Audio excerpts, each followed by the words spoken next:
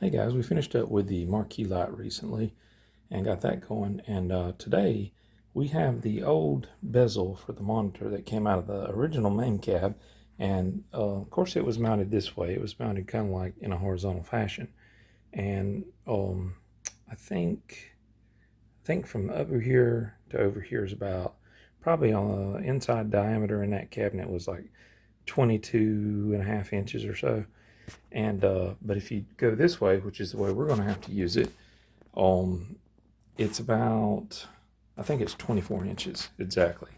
So that would fit in a vertical orientation in the main cabinet there perfectly because it's like 24 inches across. That's what I had to cut that bezel down to. If you remember in some of the old videos, I had to take this over here and this over here and cut some off both sides. And man, it barely made it in there. That bezel used to be a lot wider, but it worked out pretty good in there after I cut it.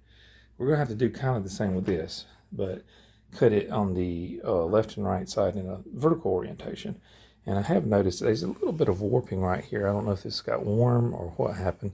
I think eventually I can heat that with a heat gun and get that to move back just a little bit. I don't think we're even going to notice it once it's in the cabinet because usually these fit up and you've got like maybe a 1/4 inch on each side before the actual viewable part of the CRT. And then it's going to be so dark behind that smoky plexiglass that it's going to hide a lot of that. So it may end up coming up where that doesn't even hide any of the CRT at all. And if it doesn't, I may not mess with it because you do have to be careful. This plastic gets really brittle as it gets older. But right now what we're going to try to do, I've got a straight edge here and don't have it where I can grab it, but I've got a plastic and plexiglass scoring tool. And y'all have seen me use it when I was doing the plexiglass and the bezel for the main cabinet if you looked at my old videos. Well, we're going to come along and we're going to take probably a little less than an inch, maybe 3/4 of an inch off. It's going to be, you see there's a kind of a mark where this was mounted in the old cabinet. It's going to be really almost dead on the edge of where those marks are on both sides. As a matter of fact, I could practically use that to set my straight edge. It's just the way it came out. And we're going to end up having to be, we'd be safe with 22 1/4 inches across here. But I think we're going to go just a hair more, maybe 22 3/8. And that'll be a really snug fit. I'll probably come real close to that. I did measure, and from like, let's say here to over here is about 5.5 inches. I think it's just shy. And over on the other side, it's almost dead the same. I think it's just proud of 5.5 inches. So we're going to try to cut just slightly more off of this side than we do this other side. And that will end up with our opening centered perfectly. So we're going to get this set up. So I've got this one side kind of scored. And if you can see, I just put a piece of tape to kind of roughly mark my position.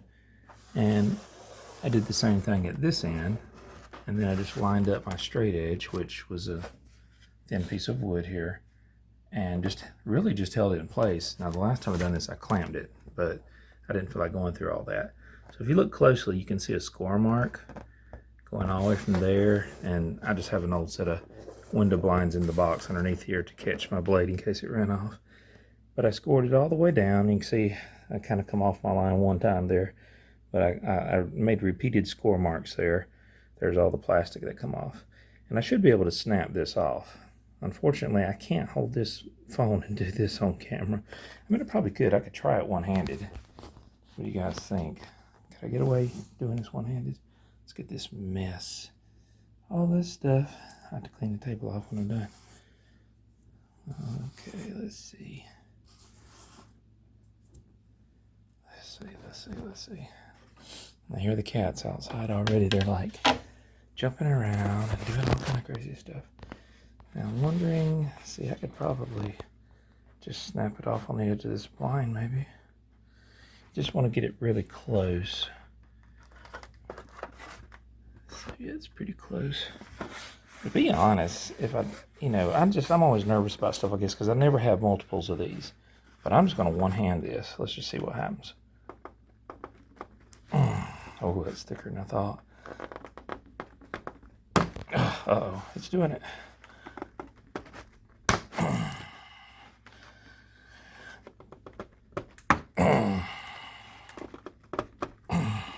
So maybe I should have scored the good face.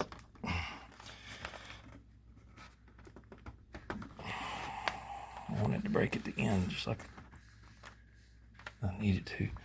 Cat scratching at the door. Come on.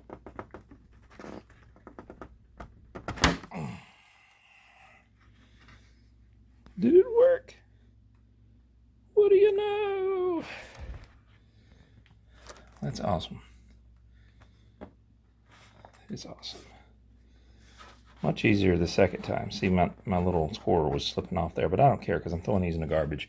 Just an old set of window blinds that I threw back in the new blind box. All right, so it looks pretty darn good to me.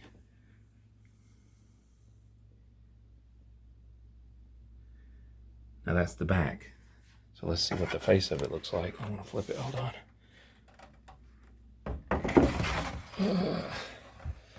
Okay, I've rotated you 90 degrees. So here's the edge that we just scored and snapped. Well, I'll be dadgum. That worked out. Oh, sorry, guys. Worked out pretty good. Yeah, there's a little abrasion to this, and I don't know why that was cut out. Somebody must have had some type of wire or something right through there, and they had to nip that out. I can't imagine why, but that's going to be totally hidden. We'll put that up top, at the very top, and it's so dark in there that's going to disappear. And we've got like a black piece of cardboard behind the monitor that came factory. Guarantee you that'll disappear. But hey, that worked great. Now we got to measure the other side and hopefully get our measurements right and see if I made it even more of a mess. I scored this actually probably just a little deeper than the last time, so I went over it several times. You only have to go over it once or twice really, and it will work. But like I say, I don't have any way to go back and get another one of these unless I purchase one, and I just don't want to make a mistake of not scoring it enough. Now, when you start one of these on the beginning, I'll just kind of get the tool here and just see. Here it is, and it's got a blade. Let me pull the end off if I can do it without cutting my finger open. These are very sharp. Okay, see that little hook on the end? Now, as far as I know, I'm using these correctly, but like I get my straight edge set up, and then I go down against my straight edge and try to keep it just against my straight edge. Don't put too much pressure. The more pressure you put, the more likely this thing will hang up as you're going down through there. You want a smooth, light action. And when I first done this, I really didn't know that. So I did too much pressure and it was catching. Now it worked fine. It's a really good tool. But as you go down through there, it really only takes a couple of scores. But it's kind of hard to begin right at the very end because of the hook on the blade. So come back about, 1/8 of an inch and start there. And then when you're done doing all your scores in the direction coming back this way, just stop and turn your blade around and just go against the straight edge and just do about 3 passes, maybe 3 or 4 passes, and kind of knock some plastic off there. And that'll keep you from having a piece right there that's not actually scored that first 1/8 of an inch or so. But let's go ahead and see if I can snap this one off on camera like I did the other. This should break a little easier if I've scored this as much as I think I have, but I'm still doing it one-handed. So once you get it to start breaking, it's not much of a problem. Go just a hair more. Okay, come on now. Trying to do this without breaking the plastic in a weird way. Holy cow, this seems harder to break than the last one. I think I'm gonna have to do this off camera, guys. Yeah, guys, I was feeling like a wuss for a second. Now I got it to snap off. I think it looks pretty good. I haven't looked at the other side. We can look at it together.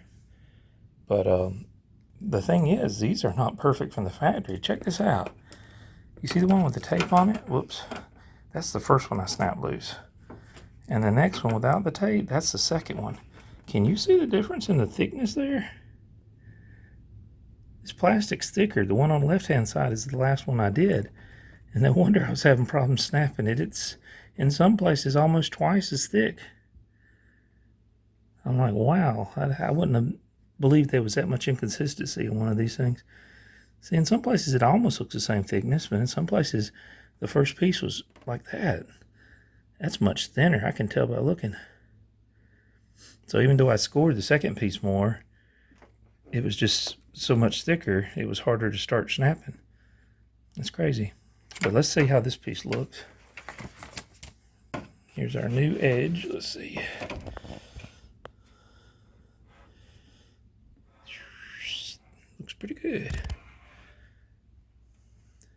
Now see, that's from the back side. Now let's flip it over and look at the side that you would see if you didn't have plexi in front.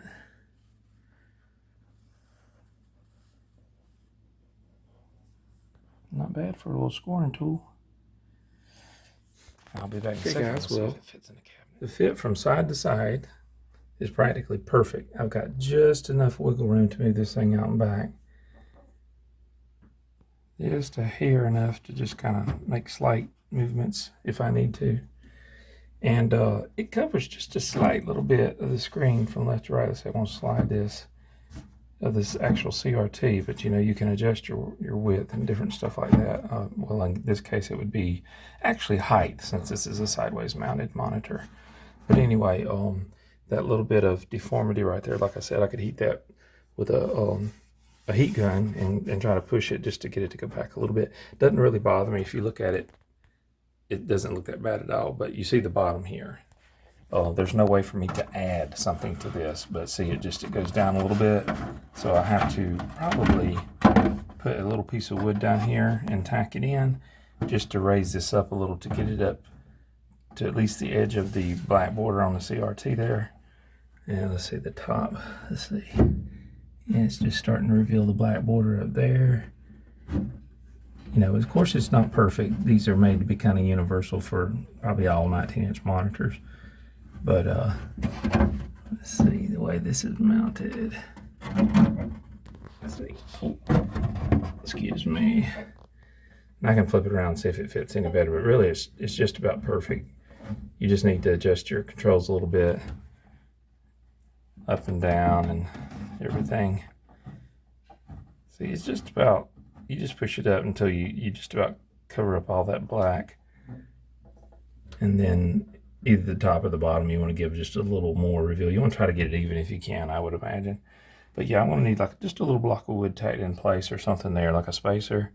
And then, of course, the monitor shot that goes over this. I mean, shoot, you've got several inches of Donkey Kong art that comes up, and it's going to block every bit of that. You'll never see that. I mean, you know, actually viewing through the plexi, I mean, you'll probably see maybe that much and up of the monitor bezel. And then the monitor, you'll never see all this plastic down here. It just, I mean, you'd have to like stand up with your nose against the plexi and look down in there and then have a flashlight to see anything. But it's much better than what this looks like without anything there. Yeah, we took off two pieces that were both about 3/4 inch. And yeah, so we took off about 1.5 inches. That's weird. Why is that warped? Get those laying side by side and look at that. Huh. So the original bezel was kind of warped. Let me turn this piece around. Never noticed that. Well, look at that. Now they touch. That is weird. So is this thing messed up from the beginning? That is strange. If we turn this one around now, I bet you the ends will bow away from each other. They're